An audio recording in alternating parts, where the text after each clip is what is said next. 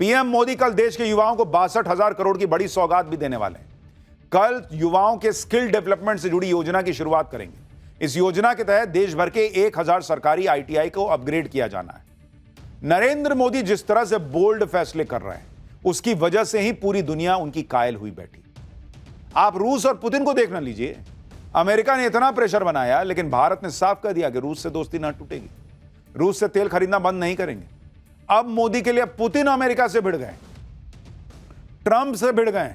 मोदी के लिए पुतिन ने ऐसी ऐसी बातें ट्रंप को सुना दी जो आज तक कोई नहीं कह पाया। टैरिफ के मुद्दे पर अमेरिका को जवाब देते हुए पुतिन ने कह दिया भाई भारत की तरफ से कि क्या समझे हो, भारत की जगह आगे झुकने वाला नहीं है, भारत स्वाभिमानी है, भारत के लोग ऐसा अपमान बर्दाश्त नहीं करेंगे। रूस के राष्ट्रपति ने भरोसा जताया कि भारत अपने हितों को देखते हुए रूस से तेल खरीदना बंद नहीं करेगा। पुतिन ने कह दिया भाई कि पीएम मोदी को जानते नहीं हो, पीएम मोदी बहुत समझदार नेता हैं जो भारत के हित को प्रोटेक्ट करते हैं। यानी पुतिन जैसे बड़े बड़े नेता ट्रंप को समझा रहे हैं कि क्या मोदी से भिड़ रहे हो यार, नहीं जीत पाओगे, क्या नए भारत से भिड़ रहे हो, नहीं जीत पाओगे, अमेरिका को झुकना होगा भारत के सामने। यह भारत की रणनीतिक स्वतंत्रता और स्वायत्तता को दर्शाता है। दूसरी तरफ भारत में सियासी फायदे के लिए नरेंद्र सरेंडर जैसे नैरेटिव गढ़े जाते हैं। इसलिए आपको समझा रहा हूं ये कंपैरिजन। जिनको लगता है बहुत मामूली बात है, क्या है दुनिया में फास्टेस्ट इकोनॉमी बने, क्या है जीएसटी में रिफॉर्म हो रहा है, क्या है इतना 2-2 लाख 3-3 लाख का जीएसटी, 3-3 लाख करोड़ का जीएसटी कलेक्शन आ जा रहा है, क्या हो गया? ये हो गया बॉस, ये हो गया। अमेरिका के पास पैसे नहीं है देने के लिए। पीएम मोदी और भारत की तारीफ करते हुए रूस के राष्ट्रपति ने ट्रंप के टैरिफ की हवा निकालने वाला प्लान भी सामने रख दिया। और इस प्लान के तहत अमेरिका के टैरिफ की वजह से जो नुकसान भारत को हो रहा है, रूस उसकी भरपाई करने की कोशिश करेगा। रूस भारत के साथ अपने ट्रेड इंबैलेंस को ठीक करेगा।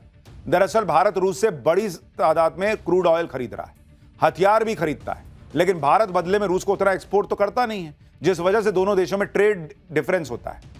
पुतिन ने अपनी सरकार को इस बारे में एक प्रपोजल बनाने के लिए कहा है ताकि भारत के साथ ट्रेड इंबैलेंस को कम किया जा सके। पुतिन ने कहा कि ट्रेड इंबैलेंस को हटाने के लिए रूस ज्यादा एग्रीकल्चरल प्रोडक्ट्स और मेडिसिन भारत से खरीद सकता है।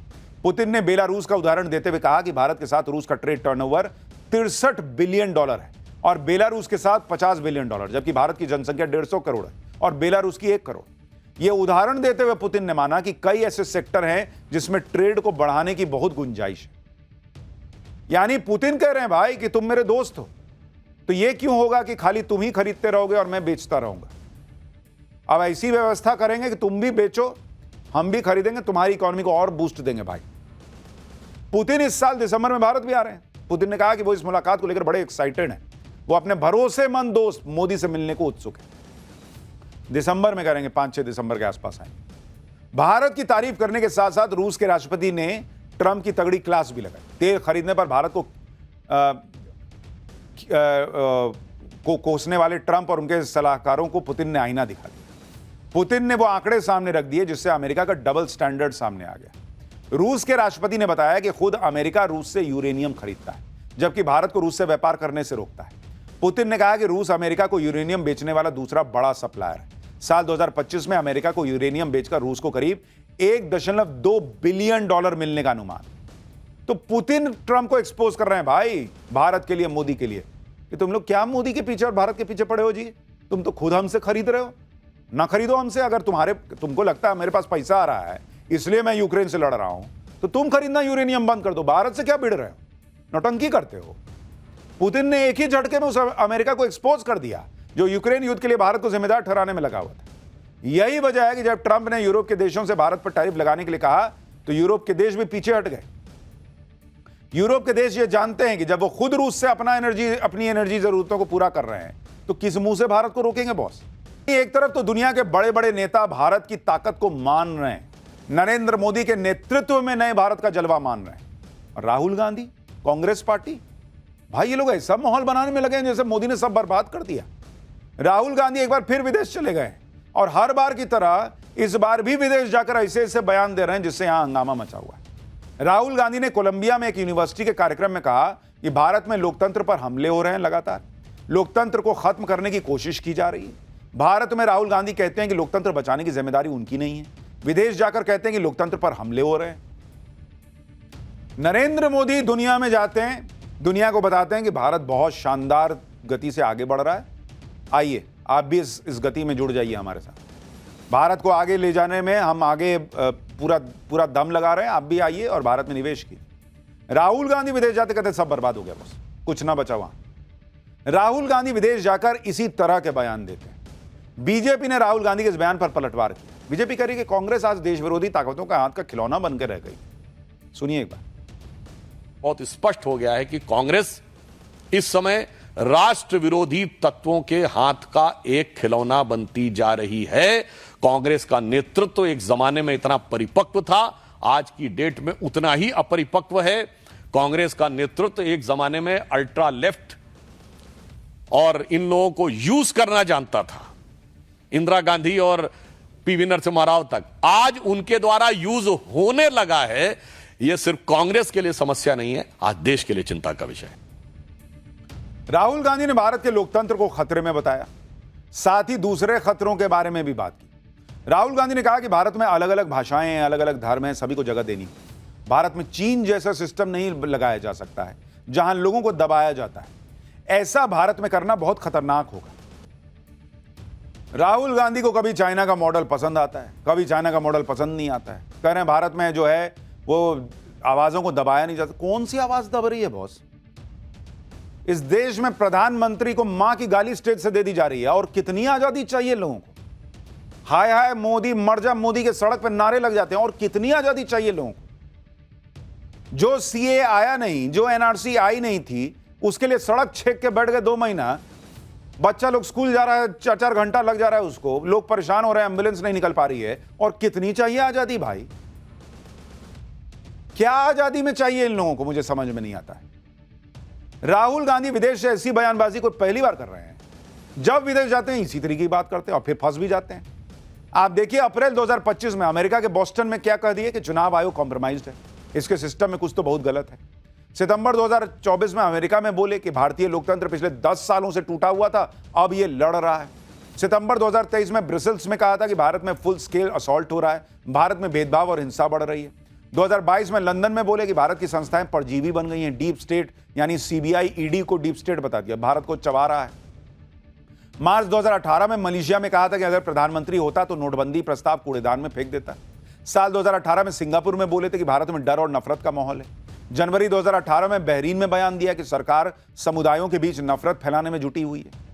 यानी इनके हिसाब से यही चल ही रहा है पिछले 10 साल से। तो चल रहा है तो सब कैसे नरेंद्र मोदी को जिता दे रहे हैं। बीजेपी राहुल गांधी के इस पैटर्न पर पलटवार कर रही है। बीजेपी कह रही है राहुल गांधी जब विदेश जाते हैं वो कुछ नया सीख के आते हैं। इस बार जब लौटेंगे तो जो सिखाया गया होगा वो आकर बोलेंगे। खैर राहुल गांधी यहां एटम बम फोड़े, हाइड्रोजन बम फोड़ने की बातें कर रहे हैं वो तो समझ में आता है, लेकिन वहां उन्होंने कार्यक्रम में ऐसी बात बोल दी कि लोगों का दिमाग फट गया अपने आप सुन के। उनके बयानों पे बड़ा विवाद हो रहा है। कोलंबिया में ही राहुल गांधी ने कार और बाइक के वजन को लेकर ऐसा सवाल पूछ लिया कि लोग दिमाग हिल गया भाई कि कहना क्या चाहते हो। राहुल गांधी कह रहे हैं कि बाइक जो है वो 2 लोग को लेकर जाती है तो 100 किलो की है और गाड़ी 3000 किलो की है, उसमें एक आदमी भी बैठ के जा रहा है तो 3000 किलो की गाड़ी क्यों है भाई? अब ये सवाल सुन के सड़क पर खड़ी गाड़ियां और बाइक आपस में भिड़ गए, बाइक पलट गई। करे कि क्या सवाल था भाई, हम लोग तो आज तक सोचे नहीं। Very deep. कोलंबिया की EIA यूनिवर्सिटी में राहुल गांधी ने सवाल पूछा, खुद जवाब भी दिए क्योंकि बाकी तो कोई जवाब दे नहीं सकता था इस सवाल का।